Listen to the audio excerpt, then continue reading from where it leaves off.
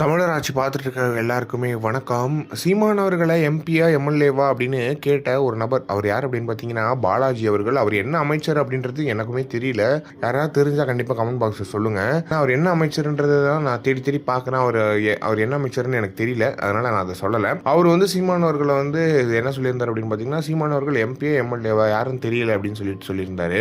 அதுக்கப்புறம் கொஞ்ச நாள்லயே சீமான் அவர்கள் விஜய் அவர்களுக்கு மிகப்பெரிய வேட் ஒன்று வச்சார். அது என்ன அப்படின்னு பார்த்தீங்கன்னா கரூர்ல நடந்த 31 பேருக்கு கொடுத்த கவர்மெண்ட் வேலையை வாங்கிடணும் அப்படின்னு சொல்லிட்டு சீமான் அவர்கள் போட்ட கேஸ் மிகப்பெரிய வெற்றி அடைஞ்சிருச்சு அப்படின்னு நம்ம சொல்லலாம். இதுக்கப்புறம் அவங்க மேல்முறையீடு பண்ணாலும் சரி, மேல்முறையீடு பண்ணாலும் சரி, அவங்க இருந்தாலும் சரி இல்லைனாலும் சரி, அந்த வெற்றி தான். அதே மாதிரி சீமான் அவர்களும் ரொம்ப உறுதியா இருக்காராம், அதுல ஜெயிச்சே ஆகணும் அந்த கேஸ்ல அப்படின்னு சொல்லிட்டு. இந்த நிலையில அந்த ஈரோடு பாலாஜி அவர்கள் அந்த இடத்துல சொல்லிட்டாரு. அதுக்கப்புறம் ஒரு பிரஸ் மீட்ல அதே கேள்வி, சீமான் அவர்கள் எம்பியா எம்எல்ஏவான்னு தெரியல அப்படின்னு சொல்லிட்டு நீங்க சொன்னீங்களே, அதை பத்தி கேள்வி கேட்டா பயந்து தெரிச்சு ஓடுறாரு. அவர் ஓடுற ஓட்டத்துல ஒரு மேரத்தானே ஓடி இருக்கலாம் போது அந்த ஸ்பீட்ல ஓடி இருக்காரு அப்படின்றது ஒண்ணு இருக்கு. எனவே சீமானவர்களை பத்தி கேள்வி கேட்டா உனக்கு பதில் சொல்ல தெரியல அப்படின்றது தான் அவரோட நிலைப்பாடா இருக்கு. நீங்க என்ன பதில் சொல்ல முடியும்? உங்க பிரச்சனை உங்களோட மிக முக்கியமான நீங்க இடைத்தேர்தலுக்கான செஞ்ச வேலையே முடிச்சு விட்டாரு சீமானவர்கள்.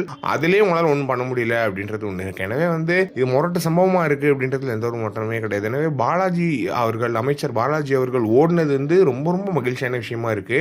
இது மாதிரி எல்லா அமைச்சர்களும் எல்லா இடத்துலயும் ஓடிட்டு தான் இருக்காங்க, ஓட விட்டுக்கு தான் இருக்காரு சீமான் அவர்கள். அது அவர் பேசாமலே இவ்வளவு இம்பாக்ட் அப்படின்னா, அவர் பேச ஆரம்பிச்சு பிரஸ் மீட்லாம் கொடுக்க ஆரம்பிச்சா என்ன இம்பாக்ட் அப்படின்றதுல எனக்கு தெரியல. எனவே இதை பத்தி நீங்க என்ன நினைக்கிறீங்க அப்படின்றத கமெண்ட் பாக்ஸ்ல சொல்லுங்க.